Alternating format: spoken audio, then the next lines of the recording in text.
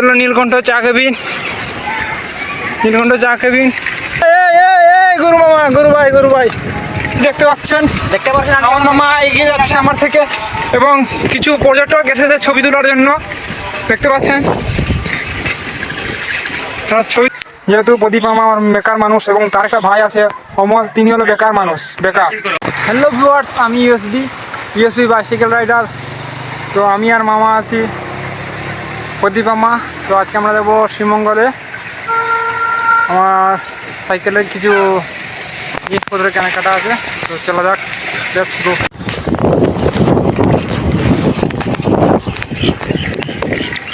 তো ভিউয়ার্স, আমি আর আমার মামা আমরা যাচ্ছি টাউনে, শ্রীমঙ্গলে। আজকে আমি আমার সাইকেলের গ্যাজেট আনবো, এবং সাইকেলের এবং মার জন্য একটা ওষুধ আনবো, এবং আমার পরিবারের জন্য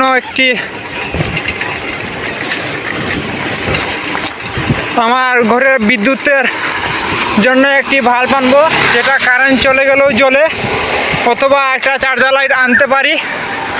তো বর্তমানে আমি আছি, দেখতে পাচ্ছেন আমার মামা এগিয়ে যাচ্ছে আমার থেকে, এবং কিছু পর্যটক এসেছে ছবি তোলার জন্য। দেখতে পাচ্ছেন ছবি তুলছে, এবং আমার মামা এগিয়ে গেছে। তো ইউএসবি বাইসাইকেল রাইডার আমার ইউটিউব চ্যানেলের নাম। গুরু মামা, গুরু ভাই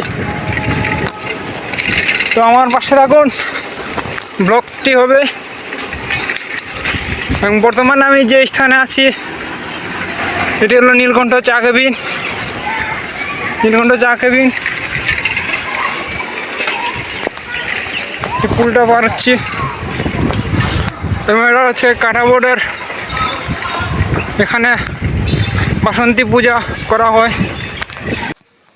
বাইসাইকেল অথবা মোটর সাইকেল রাইডিং করার মতো অন্যতম ভালো জায়গা হলো শ্রীমঙ্গল। শ্রীমঙ্গলের রাস্তাগুলো খুবই সুন্দর এবং কোনো ভাঙ্গাচূড়া নেই। আমি বর্তমানে যে রাস্তাটি খুবই সুন্দর।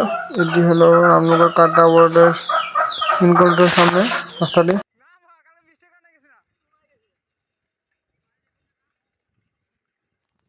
দেখতে পাচ্ছেন আমার মামা এখন এটা ফিটিং করছে। এই যে দেখুন, এই যে এই তারটা মামার ফিটিং করবে, এখন তা করছে।